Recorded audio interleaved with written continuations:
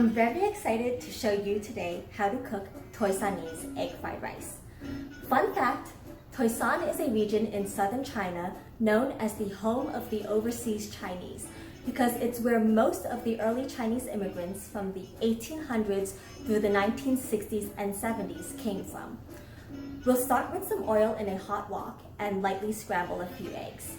It's important to cook the eggs first because if you add raw egg into the rice later, your rice will just end up soggy.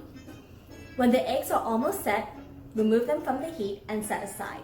They'll continue cooking when we add them back in later. Next, cook your protein. I'm using thinly sliced chicken. You can also use pork or even cubed tofu.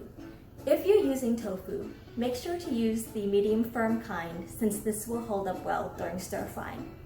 If you're using meat, you should have marinated it with some oil, soy sauce, and cornstarch. Using cornstarch for marinade is a technique known as velveting, which will help give the outside a crisp texture while keeping the inside nice and tender. After the meat is browned, add some minced garlic and grated ginger. You don't want to add this in too early because garlic will burn if it's cooked for too long. Then toss in any firm vegetables. You can use typical frozen peas and carrots. I'm using diced green beans and Toisan cauliflower, which has longer, thinner stems than regular cauliflower and often yellower florets. Now, add in your leftover rice and scrambled eggs. It's important to use leftover rice because fresh rice will just be too wet.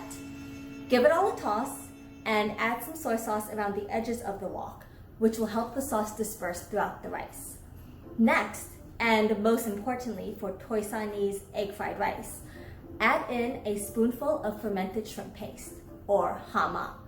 This paste is packed full of umami and is popular in traditional Cantonese and Toisanese cooking.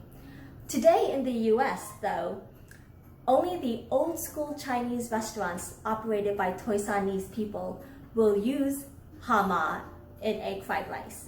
And it's usually only by special order since it's an off-menu item.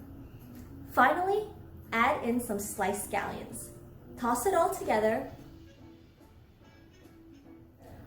Serve, eat, and enjoy.